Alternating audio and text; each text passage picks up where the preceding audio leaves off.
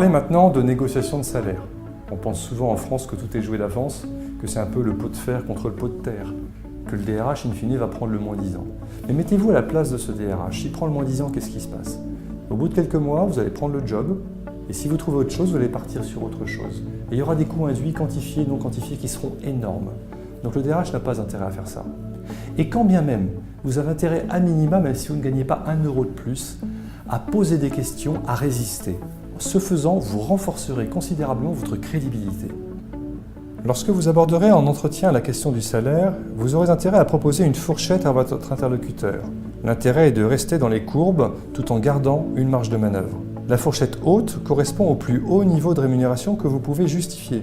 Vous pouvez pour cela aller consulter sur Internet par exemple les études de Michael Page ou de Robert Half qui donnent une bonne idée des niveaux de salaire. Ou de façon plus efficace encore, vous pouvez tout simplement vous renseigner auprès de votre propre réseau. La fourchette basse, quant à elle, doit correspondre à votre objectif réel. C'est en effet ce que retiendra votre interlocuteur lorsque vous la lui annoncerez. Quand on dit « je veux un salaire entre 100 et 120 », il est rare en effet que notre interlocuteur entende plus que le niveau de 100. Là aussi, cette fourchette basse doit être justifiable par des arguments absolument irréfutables que vous pourrez trouver sur le net ou par votre réseau. Enfin, le plancher que je vous propose de définir est le niveau de rémunération en deçà duquel vous préférez ne pas signer le contrat d'embauche. Il existe toujours un tel plancher. Sans ça, on trouverait évidemment des directeurs généraux au SMIC, ce qui est aberrant.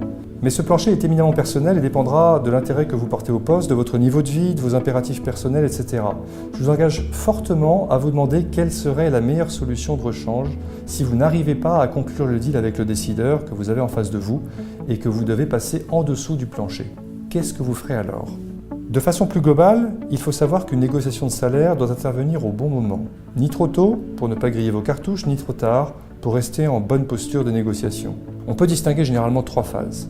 La première qui correspond aux premiers entretiens durant lesquels vous êtes en concurrence. Je vous conseille alors de repousser le plus possible la négociation à plus tard. La deuxième phase qui correspond au bon moment pour négocier.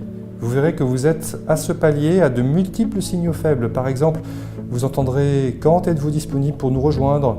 ou alors « Ah oui, quand vous serez chez nous, etc. etc. » Là, il faut que vous négociez, n'attendez pas. Parce que sinon, il y aura la troisième phase qu'il faut absolument éviter, car là, la négociation n'est plus possible.